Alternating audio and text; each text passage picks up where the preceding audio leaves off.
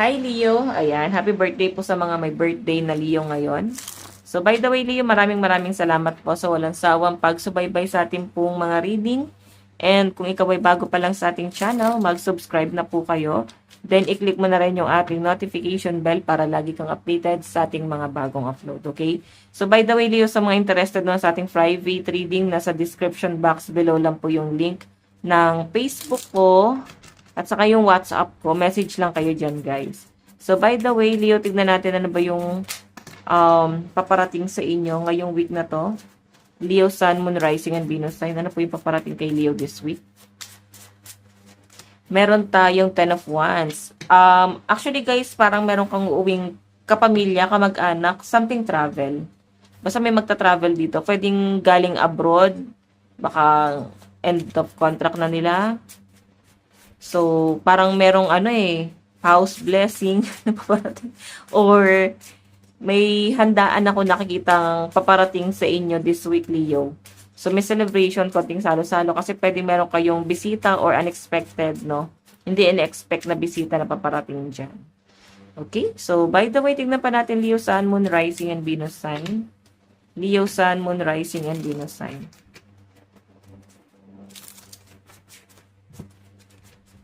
Leo. Or pwedeng ikaw itong magta-travel abroad, Leo. Pwedeng i-welcome ka nila doon. Yun nga lang, pwedeng ma-homesick. Basta may na-homesick ako nababasa rito, Leo. So again, meron tayong Ten of Cups. Family to, guys. So, may nakikita akong family gathering, okasyon, celebration. Baka merong ikakasal sa kapamilya, sa pamilya. Or pwedeng binyag or birthday. Ano pa ba? Pwedeng konting salo-salo lang kasi may celebration. I mean, merong nangyaring maganda sa buhay kaya medyo may isa-celebrate, no? So, yan. Tignan pa natin, guys. Ten of Cups kasi, guys, parang gathering to. Family gathering yan. Or pwedeng yung iba sa inyo, baka sa person mo yan, Leo. Baka i-welcome ka nila kaya parang may konting celebration, no? Leo, meron tayong Seven of Wands. So, guys, ito namang Seven of Wands is communication to, no? Feeling ko, meron ka malalaman na lang. May mabubulgar eh. May malalaman ka dito, pwedeng hindi mo in-expect na malalaman mo tong bagay na to, or madidiscover mo yan, but something like that, no? And, pwede rin naman guys na madidiscover mo, baka chismis galing sa ibang tao, or pwedeng sa'yo. So, titingnan natin, pwedeng ito, hindi mo to sinasadyang malaman. So, pwedeng mabibigla ka dyan. Or pwedeng baka may surprise na paparating sa inyo. Ayan, baka may magta-travel papunta sa inyo. Or Leo, pwedeng may unexpected na bisita, ano. Baka iso-surprise ka nito. So, again, tignan pa natin Leo, Sun, Moon, Rising, and Venus sign. Meron tayong Knave of Coins. So, yun na nga guys, no. Pwedeng matagal mong inantay itong taong to, person. Baka siya tong uuwi. Or pwedeng ipipetisyon ka niya, something travel na ganyan.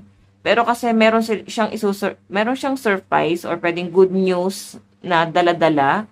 Pwedeng hindi naman to guys sa love life, pero may dala-dalang good news itong taong to. Okay? Na pwedeng ikasiya mo this week. Tignan pa natin Leo, Sun, Moon, Rising, and Venus sign. Leo. Leo, Sun, Moon, Rising, and Venus sign. Meron tayong the Sun. Oh. So guys, ito namang the Sun, happiness, joy, expansion, celebration, mga ganon, no? Maganda rin to guys, kumbaga parang achievement, goals, something breakthrough, may nakikita akong ganyan. So, nakakatuwa to kasi Two of Wands energy. Pwedeng sinukuan mo na to, pwedeng pangarap mo or gusto mong matupad sana sa buhay mo, pero parang sinukuan mo na siya. Pero nangyayari or mangyayari siya this week. So, pwedeng meron kang inantay dito. Ayan, may ending, no? Pwedeng hindi ka na nag-expect sa taong to kung naghiwalay kayo na tong taong to. The Magician, pwedeng ang dami niyang kasinungalingan. Minanipulate ka nitong taong to. So, may ending, pwede naghiwalay kayo.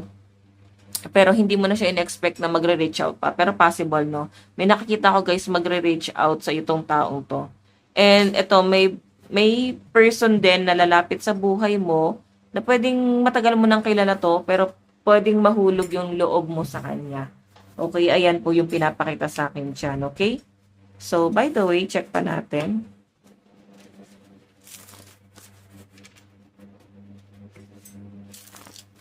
Additional message.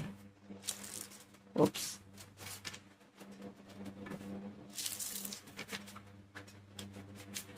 Additional message.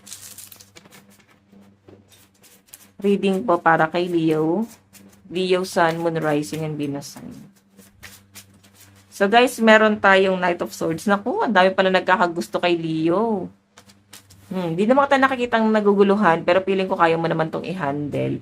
Siguro dahil yan sa person mo na pabago-bago yung isip, manipulative, since parang on and off din yung relasyon nyo. So ikaw parang nag-entertain ka na ng iba kasi medyo frustrated ka na dito sa relasyon na to, no? Ganun po yung pinapakita sa akin. Lalo na 6 of Wands energy ka rito. Okay, 6 of Wands energy. Kumbaga, pag sinabi ka 6 of Wands, parang hindi ka na nag-expect di ba? Nagantay ka, umasa ka, pero kalaunan, natatauhan din to. So, nandun ka na sa, natatauhan ka na. Okay, ayusin ko nga to guys, parang hindi maayos yung aking... Parang natatauhan ka na sa taong to. Hindi ka na nasa-satisfy dun sa kung ano man yung napoprovide niya lang sa inyo. So, may mga ano na guys, no? Frustration na. So, hindi ka naman mag-entertain, or pwede naman guys na hindi mo naman totally ina-entertain ito, pero may nagkakagusto kasi sa inyo guys. So, pwede hindi mo ina-expect na, ay wait lang, may nagkakagusto pala sa akin. Okay? Parang gano'n na. May tao pa palang kayang sumeryoso. Then again, kagaya ng sabi ko dyan, Leo, nandun ka na sa point na hindi ka na umaasa sa person mo. Pero ayun na nga, biglang mag-reach out ngayong week na to. So again, last card. Additional message para po kay Leo. Meron tayong The Hangman. Ayan na. Conflict na tong sitwasyon na to. Maging conflict na yung relasyon nyo. Kaya sinasabi dito na baka kailangan mag-focus ka sa the sun mo, no? Sa achievement mo, sa goal, sa blessing. Mag-focus ka doon. Then, hindi mo rin din naman talaga kasalanan na may mga taong lumalapit sa inyo. Hindi mo yan magiging kasalanan kasi sila na may nagkakagusto sa inyo eh. Okay? So, tignan natin yung advice para kay Leo.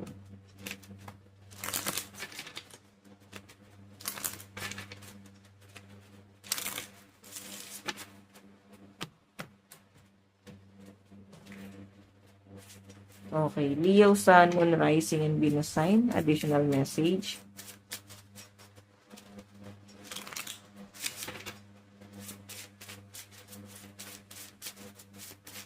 Advice. Chase your dreams. They are closer than you chase your dreams. They are closer than you think. Sabihin, mas malapit ka dun sa blessing. Mas malapit ka na doon sa mga pangarap mo, sa mga opportunity, sa breakthrough mo, mas malapit ka dun eh. So, yun yung parang mas kailangan mo daw pagtuunan ng pansin. Isang tabi mo muna yung love life mo, lalo na kung magulo yung person mo, okay? So, by the way, Leo, ito lang pong inyong reading. Maraming salamat po. God bless and love you all. Bye-bye!